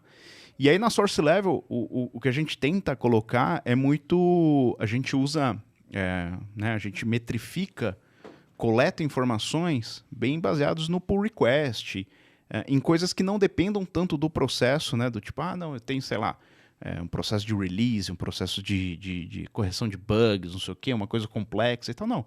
A gente mede coisas bem... um pouco alto nível, mas que trazem bastante informação, que não depende do processo, né? Do que você está montando, Scrum, Kanban ou qualquer outra coisa também, metodologia que você estiver usando. E aí uma coisa que eu tento colocar assim, até no onboarding, é falar o seguinte, olha galera, você vai... É difícil comparar equipes diferentes por causa dessa fase de maturidade que eles estão. Então o correto é você comparar a equipe com ela mesma no passado. Acho que é isso que você tem que fazer ali para entender o que está acontecendo. Então, assim, a equipe está melhorando ou não, porque vão ser situações diferentes que estão acontecendo, né? Então, obviamente que se uma coisa der resultado, então assim, montamos aqui uma melhoria de processo e deu resultado nessa equipe. Pô, legal, vamos analisar, vamos tentar trazer para nossa, vamos experimentar. E aí vamos experimentar por um tempo, ver se funciona ou não, porque às vezes pode funcionar mesmo. E aí a gente tem como medir, né? Porque a gente está comparando com o passado nosso e falar, não, trouxemos essa ideia aqui da outra galera, vamos ver se melhorou. Às vezes pode piorar. E aí se piorou, vamos abandonar, vamos voltar ao que está e tal. Então, assim, essa gestão de métricas, gestão através das métricas, acho que tem essa vantagem muito clara de você conseguir trazer coisas externas e entender se fazem sentido para aquele contexto que você está ali no momento ou não, que é muito diferente das outras equipes que estão dentro da empresa e tudo mais. Por que vocês veem que um time sobrevive tanto tempo sem métrica? Como que isso acontece, cara? Qual que é a mágica? Por que os caras conseguem viver tanto tempo sem ter as suas métricas de produtividade no dia a dia ali para entender o que está acontecendo? E eu vou dizer para você, tem muita gente, tem muito time, tem stakeholder assim, que pensa assim, pô, essa equipe aqui é campeã nossa, entrega pra caramba. Você vai puxar as métricas, não é o que está acontecendo. Aí você precisa entender o que rola. Mas por quê? Por que aquela equipe que está... E às vezes, cara, você tem algum promotor dentro da equipe que funciona muito bem para fazer a parte da comunicação com os stakeholders, cara. E aí você vê isso nitidamente, assim, tem esse cara que ele leva informações, ele conversa ali com os stakeholders. Então os stakeholders estão... normalmente, a sensação de... estão mandando bem ou estão mandando mal, é simplesmente uma questão de comunicação. E aí, isso pode ser realidade, mas também pode não ser.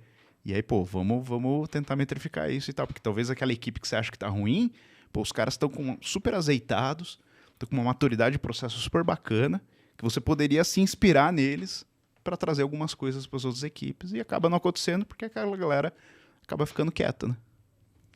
Cara, exatamente. Eu sempre lembro de alguém que é o cara do Oba-Oba que tá fazendo um post no LinkedIn. Você olha, caramba, aquele cara não entrega nada, velho. porra, e tá ali fazendo um Hoje post, foi um dia ótimo para mais equipe. uma daily concluída com sucesso, sabe? Todo mundo falou em 15 minutos. Porra, Tira velho. foto assim, né? Todo mundo... Tô aqui no evento tal também. É. É sensacional. Cara, o que você falou, né, sobre momentos de produtos, eu acho também perfeito, assim, né? Cara, quando você tá lançando um produto, você não tem dado nenhum, né? Você tá lançando a V1 ali, a primeira versão, cara, é muito baseado em opinião, né? Agora, quando você tá na V2, V3, V4, cara, não tem escolha, né? Você já tem dados ali, você já tem muito mais insumo. E o que você falou, Rafa, essa pergunta de, cara, como sobrevive sem dados, é realmente, acho que a pergunta do milhão, porque... Cara, hoje em dia, né, acho que não tem mais desculpa, né? Assim, a tecnologia evoluiu bastante, né? Cara, tem a Source Level aí que consegue trazer isso. Acho que só em alguns casos específicos que não, mas, pô, cara, acho que vale o esforço, né? Isso vale o esforço de você navegar nos dados ali pra tentar trazer melhoria mesmo, performance, né? Quando a gente fala de Lean Digital, tem uma pegada sobre o Lean Budget, que é sobre como que você organiza o seu investimento em relação ao seu produto. E aí, o Lean Budget, ele trabalha nos guardrails, né? Assim, com as suas limitações de investimento de acordo com o nível de maturidade do produto. Então, por exemplo, você tem um produto que ele está rodando há um ano, é um produto que ele tem uma tecnologia que ela é uma tecnologia atual, é algo que vai trazer um pouco mais de longevidade pela flexibilidade que aquela tecnologia traz, versus um produto que tem uma obsolescência tecnológica, um produto que rodou há 5, 7, 8 anos com a mesma tecnologia e você vai ter dificuldade de manter aquilo em termos tecnológicos e também em relação a time, porque conforme as stacks vão evoluindo, você vai trazendo aqueles perfis mais caros para o jogo, porque o cara que vira especialista naquilo, ele vai ficando caro. Né? Com o tempo aquilo vai ficando caro. Então, o Lean Budget ele também olha para isso. Então, ele olha para horizontes de investimentos. Você sempre começa com o que a gente chama da curva da baleia, né? Você investe bastante, daqui a pouco aquilo entra na linha de crescimento do produto, né? Aí chega uma hora que esse investimento ele fica bem colado ao seu crescimento, porque o crescimento está linear. Aí depois que você desacelera o investimento, porque você gastou uma energia ali, ele passa a ficar mais linear e você descola essa curva e você passa a ter mais receita novamente. Então, a gente tem sempre esses estágios assim de investimento. Como que você enxerga, até você mesmo, Renan, em relação a esta visão assim de analisar o produto constantemente? A gente sempre fala sobre arquitetura emergente, né? A gente sempre olha para o próximo dia, para a próxima sprint, para a próxima release, mas a gente se preocupa pouco com o intencional, com aquela arquitetura que vai te trazer longevidade do produto, né? Então, como que vocês veem isso, assim? Conta aí um pouco. Caramba, esse é complexo, hein? Essa pergunta aí E eu digo isso porque nem sempre um delivery manager consegue abrir uma discussão com um time de produtos para poder dizer o seguinte, né? Cara, tem que desacelerar um pouco novas features porque a gente precisa se preocupar com o intencional, sabe? É difícil porque você tá dentro do produto, você não consegue ter esse discernimento ali de fora, de enxergar um pouco mais, né, a alto nível assim e falar, não, faz sentido isso, vamos desacelerar um pouquinho isso daqui, a gente recaptura um pouco mais aqui de receita e tal, e aí a gente consegue ajustar isso daqui, porque o cara que está dentro ali do dia a dia de produto, ele quer sempre mais, né? Então ele quer mais equipe para fazer as coisas, ele quer lançar mais coisas e tal. Então, assim, essa visão ali, eu acho que é um passo que o PM está ali mais preocupado com a parte de retorno financeiro. E aí, cara, não é ele sozinho que vai conseguir fazer isso, não. Tem que envolver alguém de finanças ali também, tem que envolver o próprio CEO ali para dar essa perspectiva global ali. E não é uma conversa fácil, né? Porque o PM acaba levando para o pessoal. Isso, na verdade, toda a equipe que está trabalhando com aquele produto, é difícil você se desligar emocionalmente dele e falar assim, putz, faz sentido.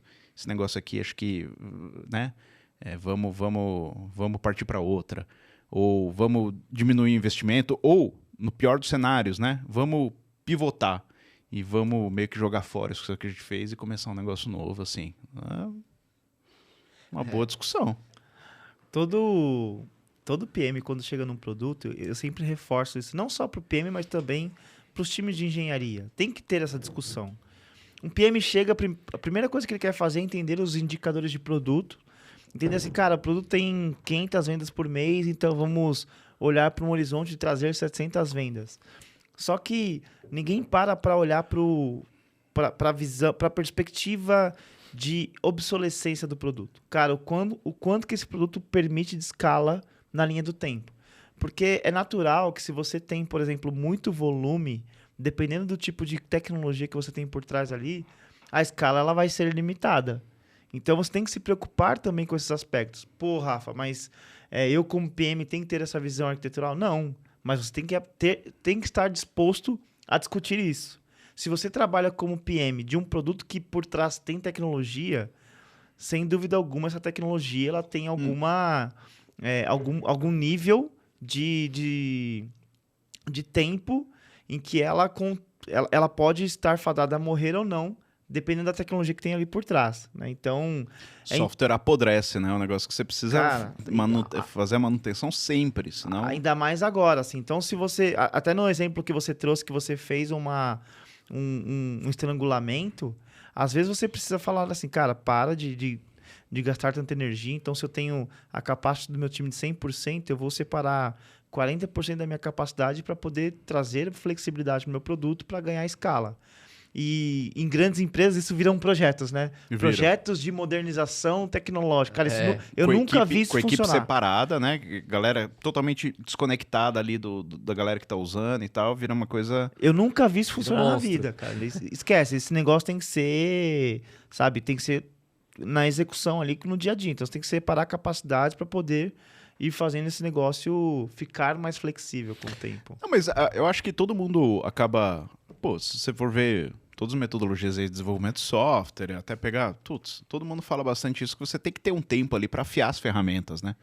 Você precisa ter um tempo para parar para pensar exatamente, tipo, vamos dar uma manutenção aqui, vamos organizar a casa para a gente voltar a ganhar escala aqui, para a gente conseguir, às vezes, até segurar as contratações e falar o seguinte, pô, galera, não adianta dobrar a equipe agora, vamos esperar um tempinho, porque a gente precisa fazer, sei lá, essas mudanças aqui para poder absorver essa galera aqui, senão eles vão ficar aqui parados e aí vai afetar o clima da empresa e tudo mais, não sei o quê. Né?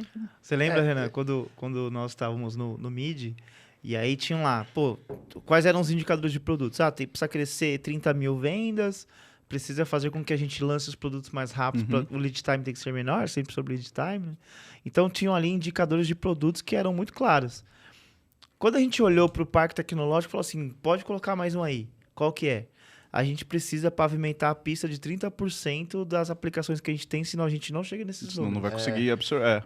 Aí a gente teve que construir ali mais um time conectado, e na mesma linha que você falou, não pode ser separado, conectado à estratégia para poder pavimentar aquela pista para poder Só para cenário para você também, pessoal. Cara, era uma catraca de lançamento de produtos que não lançava produto há 10 anos. E eles queriam lançar 12 em um ano. Uma mudança boa aí. O lead time de lançamento era de 60 dias. Na conta, logo, 12, 6 no máximo, né? Dava. Então, é exatamente isso. Eu acho que é uma discussão boa mesmo, né? Eu acho que, cara, tem que colocar todo mundo na mesa e debater e mostrar, né? Cara, mostrar, cara, a gente quer atingir isso aqui, se a gente não pavimentar essa pista aqui, a gente não vai chegar até lá de jeito nenhum, né? Pô, tive até um insight pra trazer pro seu negócio, cara. Acho que analisar o nível de obsolescência do código, não sei se vocês fazem isso, é um ponto importante. Porque, assim, se você tem uma linha de código que tá mais de um ano sem ser atualizada, cara... Vai dar alguma coisa ali vai dar ruim. Tem uma visão que a gente quer colocar que tem um pouco a ver isso daí, que é o churn de código, né? Então, você olhar assim, legal esse produto ou essa equipe, e entender assim, qual que é o churn deles, ou seja, qual que é em quanto tempo 50% do código da equipe tem que ser reescrito. E aí você começa a entender melhor essa questão de maturidade do produto. Isso é eficiência na veia, cara. Porque aí você fala o seguinte, Às vezes o churn é porque tem mudança de requisito mesmo, né? Você e vai isso lançar tá mudando pra caramba. cara. Churn do código. Até existe, Caralho, não é uma coisa que... Mas o termo existe? Churn do código? Existe.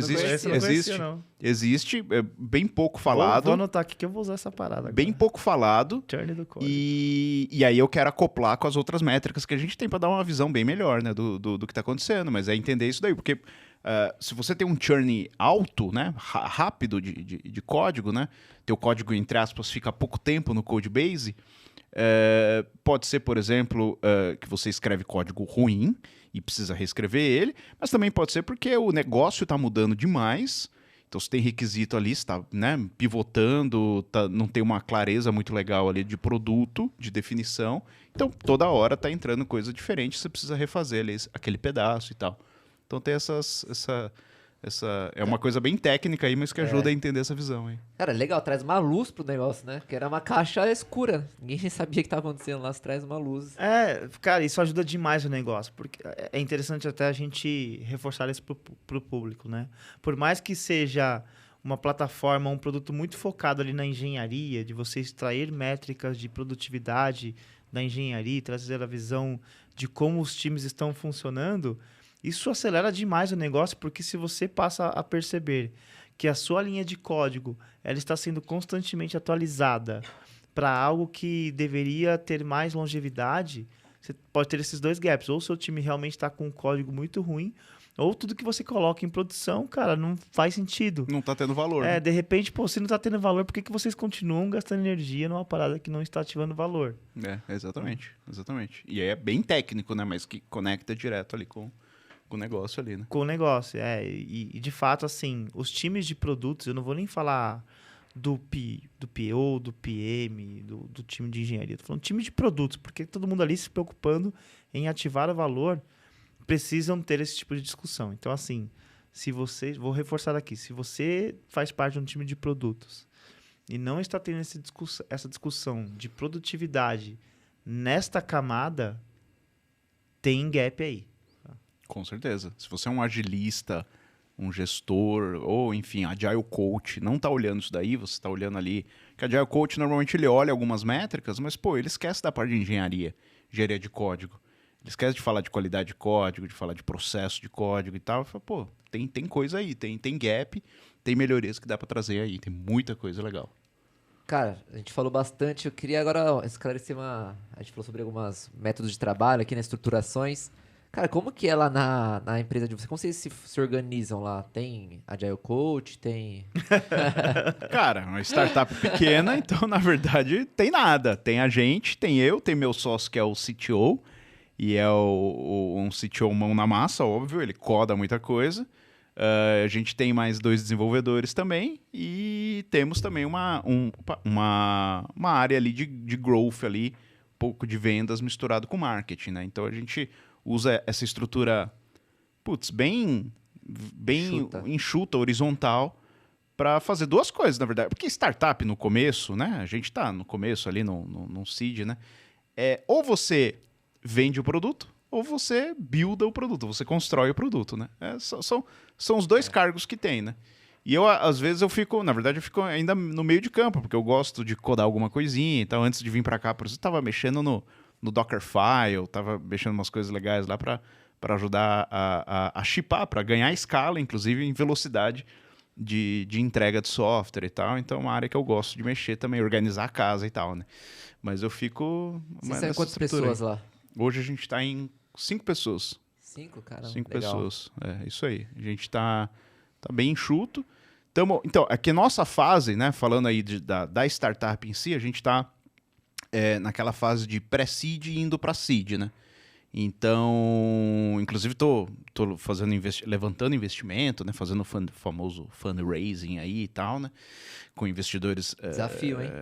Investidores dos Estados Unidos, né? Porque é difícil falar de developer tools, né? Falar de ferramentas de engenharia aqui no Brasil, né? Com investidores aqui do Brasil, fundos, VCs aqui do Brasil e tal.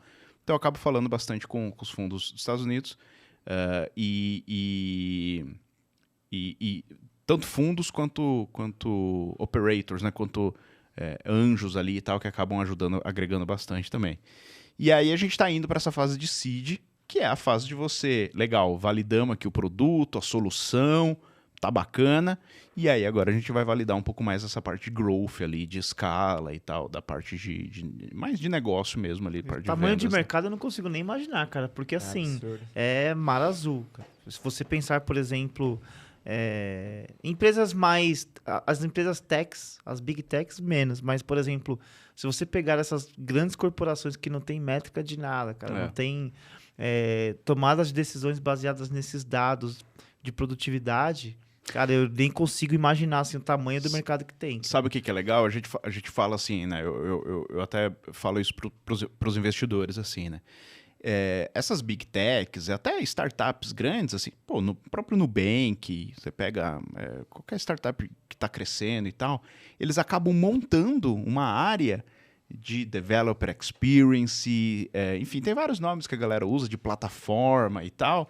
E aí, eles acabam tendo essa responsabilidade de extrair essas métricas e ajudar a galera a ter essa escala ali de melhorar as entregas e tudo mais, né? Então, assim, esses caras grandes ou não tão grandes, mas que têm uma pegada de construção de software na veia do negócio, eles acabam montando isso quando ganham um tamanho maior. Uhum. E o que a gente quer fazer com o Source Level é trazer esse superpoder desses caras para dentro dessas empresas que não têm essa pegada como o deles, tanto empresas grandes que não estão tratando software ainda com essa importância, e até empresas menores, startups e tal, que com certeza tem muito a ganhar com esse tipo de gestão, mas que eles não podem ter o investimento ainda desses caras grandes. Então, eu brinco que eu estou trazendo esse superpoder para dentro das empresas ali menores e que não tem esse software tanto na veia assim. O foco é produtividade, é de fato extrair as métricas. Você não entra, por exemplo, numa concorrência do tipo uma Veracode da vida, que olha para a qualidade de código, essas coisas.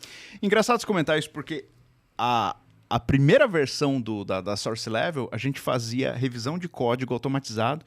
Então a gente extraía, usando linters e tal, a gente extraía bastante coisa de qualidade de código e jogava isso nos gráficos, planilhas e tal. E a gente começou também a extrair um pouco de métricas de processo. O que a gente começou a ver? Que essa parte de qualidade de código, ela, enfim, de certa forma virou commodity.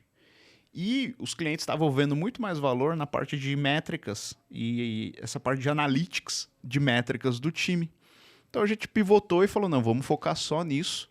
Desligamos a parte de qualidade, de análise de qualidade de código e tal, mas eu quero voltar, mas aí com uma outra pegada, do tipo, você roda e me envia o resultado automaticamente ali no teu CI e tudo mais, e eu vou mostrar para você e vou juntar essas métricas, acoplar, né? Acoplar com a parte de processo e tudo mais, né? Você citou algo interessante que você falou que isso virou uma commodity. E eu estava até refletindo, porque eu não vou citar nomes aqui, mas vários engenheiros que eu conheço estão usando o ChatGPT para validar a qualidade do seu código. Como que você enxerga esse movimento? Você também, Renan. Como que você enxerga esse movimento do tipo usar da inteligência artificial, não vou falar aqui só de ChatGPT, para poder fazer esse processo de validação, entender se aquele código ele tem uma qualidade legal para poder ir para a produção e por aí vai? Eu acho que a qualidade é complicado, porque você não consegue garantir o software gerado por essas ferramentas de inteligência artificial. Cara, ele não te garante muita coisa, né? Então, assim, eu mesmo uso Copilot lá do GitHub, uso o ChatGPT pra caramba, especialmente em alguma linguagem que eu não domino. Mas, cara, ele traz software com um monte de erro, ele inventa coisa, né? O tal da alucinação, né? Que o pessoal fala, né?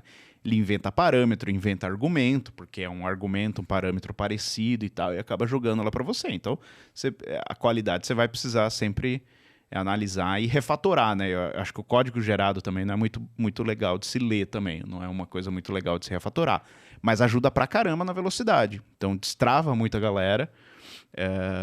Mesmo, eu acho que galera mais júnior vai ajudar pra caramba destravado, tipo, putz, eu não sei dar o próximo passo. E aí, putz, será que tem alguém e tal? Não, e a ferramenta já te ajuda a dar esse próximo passo, te dá um esqueleto ali da função, do método, da classe, seja lá o que você está querendo resolver. Então, esse start é muito legal. E tanto para pessoas júniores quanto pessoas que estão, sei lá, né, uma linguagem nova, não conheço esse codebase, não conheço essa API aqui, essa biblioteca, enfim, e aí acaba ajudando pra caramba, acaba encurtando um pouco esse lead time, né? O GitHub tá vendendo pra caramba isso como uma puta ferramenta aí de redução de lead time, não sei o que e tal, né?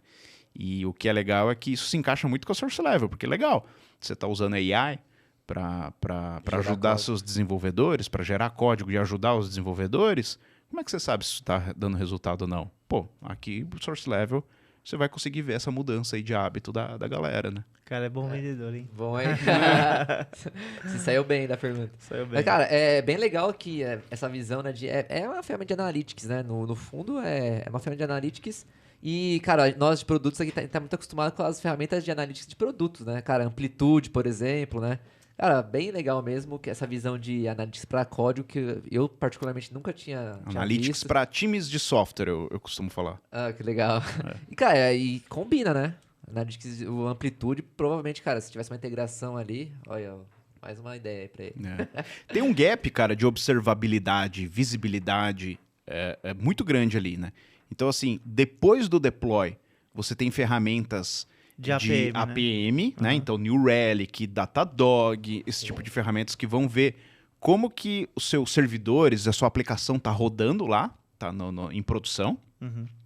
Você tem ferramentas como Amplitude, Mixpanel, que vão te dar essas informações, esse analytics do usuário, esses dados para você ver como que a sua aplicação está funcionando e tal. Você tem, antes do roadmap ali, você tem ferramentas ali que vão te ajudar ali com o próprio Gira, tem aquelas ferramentas, tem os plugins de analytics e tal, que eu também quero trazer essa visão do Gira um pouco para dentro da ferramenta, mas o miolo você não tem visibilidade, quase nenhuma. O miolo que eu digo... Que é o mais intangível, mas que no final vira tangível, porque é o que você entrega, você acaba não tendo ali... Não tendo.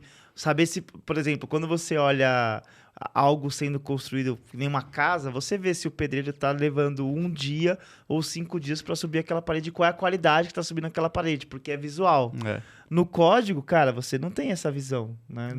Então o cara pegou a task ali para fazer, pegou o card, até o deploy, cara, você não tem muita visibilidade. É intangível, a não ser que você microgerencie. A não ser que você abra ali o GitHub e fique analisando commit por commit, só que às vezes, né? por request por pull request, mas às vezes o cara nem abriu, então você precisaria, sei lá, ficar de papagaio em cima do computador do cara pra ver se ele tá... Aí você tá perdendo tempo, né? Quanto custa a sua hora ali, né? Vai pensar em outra coisa, né?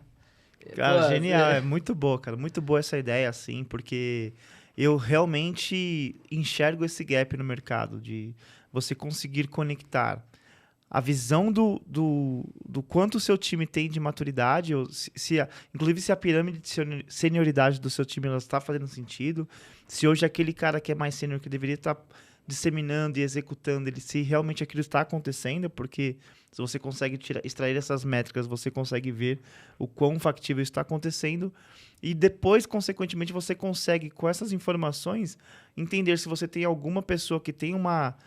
habilidade a mais para alguma coisa e de repente fazer rotations para ampliar a produtividade, né?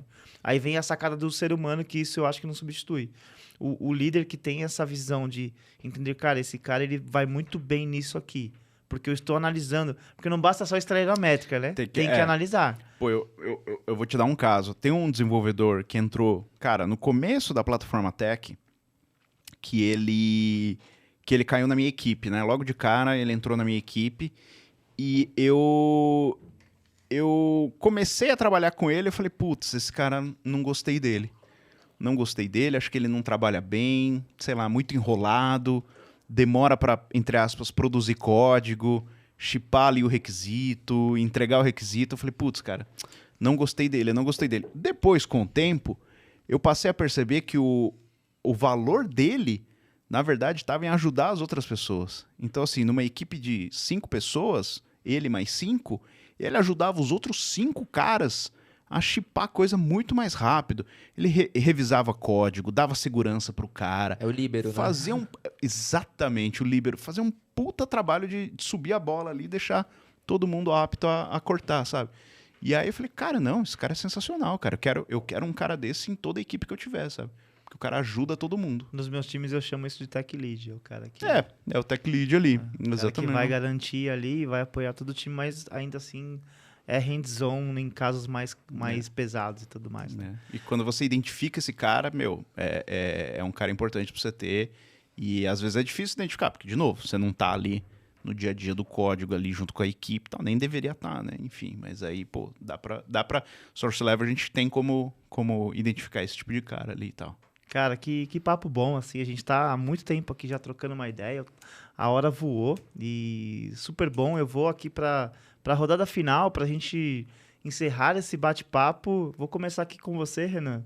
Quer trazer alguma visão a mais que complemente e traz também a sua visão sobre como foi esse episódio, o que você aprendeu, o que você extraiu de tudo isso que a gente discutiu aqui nessa noite com o Jorge? Cara, assim, eu acho que nós aqui, eu particularmente, né, trabalho aqui muito com produto, né? A gente sempre olha muito, cara, a gente tá muito acostumado, né? Muito conteúdo ali, a gente estuda muito sobre gerar valor pro usuário, construir a coisa certa, né? E, cara, essa visão do segundo elo ali, né, da coisa, que é construir no menor tempo, construir de uma forma mais otimizada, de uma forma que pavimente aí que a visão de escala. Cara, isso pra mim eu tenho um background de TI, né, de tecnologia, faz um pouco sentido, mas eu acho que pro público de produto, isso é uma coisa meio, assim, abstrata ainda, né? Uma coisa que não é tão tangível. E isso que a gente discutiu aqui no episódio tangibiliza muito, né, de uma forma prática, e eu acho que casa muito com a proposta de valor da empresa que você fundou, né? Eu acho que isso tudo se conversa. E, cara, episódio fantástico, né? Sempre um aprendizado aqui. E agradecer o Jorge aí pela disponibilidade de tempo e tá aqui com a gente na mesa. Imagina. Para mim, uma baita aula, mais uma que a gente tem aqui nas nossas noites de quarta-feira. Eu aprendi demais. O produto ele é muito legal, Jorge, muito legal mesmo. Parabéns. Eu tive vários insights aqui.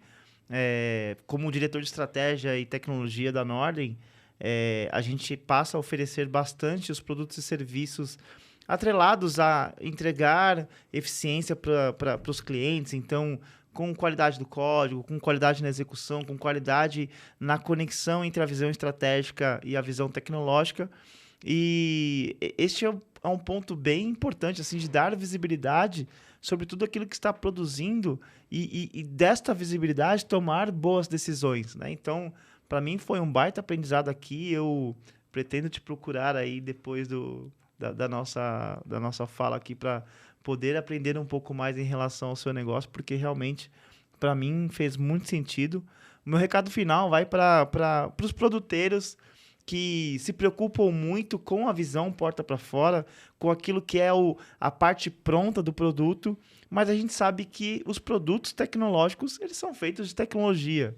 E a tecnologia, ela tem toda essa pegada embarcada aí da visão do código, da qualidade do código, do quão flexível fica a sua arquitetura quando você se preocupa com tudo isso. Então, o meu recado cara, você não precisa ser um especialista nisso, mas tenha a preocupação de entender como que está a produtividade do time e se tem gap nessa produtividade, os porquês. Se tem que parar alguma coisa, que seja parado e seja discutido, analisando esses dados e tomando boas decisões. Passo aqui a palavra para você, Jorge. Fica à vontade para dar um recado final para o público, um recado final para quem você queira. Aí, enfim, fique à vontade, o palco é seu. Obrigado mais uma vez por este encontro maravilhoso. Se quiser agradecer a família aí. A Xuxa, a Sasha. Igual jogador de futebol, né? Não, o professor, né? Olha que eu não manjo tanto de futebol, hein? É verdade. Isso eu sei.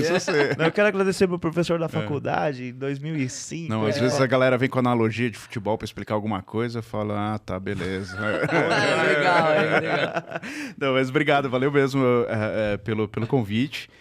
Cara, eu gosto pra caramba de ficar falando sobre esse assunto, então, putz, sempre que puder aí, quiser me chamar, a gente conversa assim, vamos conversar assim, mas depois com calma. E, pô, galera, brigadão aí pra todo mundo que ouviu aí, a gente falar aqui, sei lá quanto tempo deu, falamos pra caramba aqui, então, pô, valeu mesmo, muito obrigado.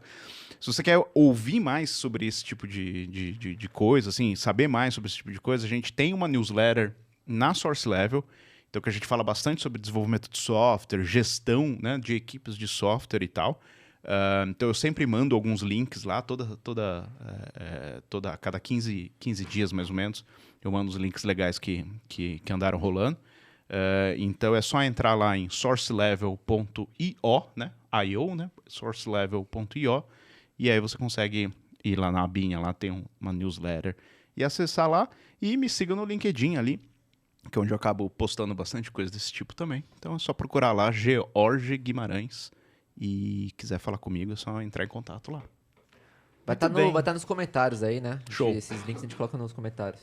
Muito bem, turma. Estamos aqui encerrando mais um episódio. Este episódio que foi patrocinado pela Norden. Grande Squad as a Service é com a Norden. Então, Norden, mais uma vez, muito obrigado aí por ter colaborado em fazer tudo isso aqui acontecer. Renanzinho. É isso aí. Valeu pela parceria. Zé, tamo sei junto. que você tá aí nos assistindo. Obrigado aí pela parceria Grande de Zé. sempre. Estamos juntos. Um abraço, pessoal. Abraço. Abraço. Fui. Valeu. Valeu.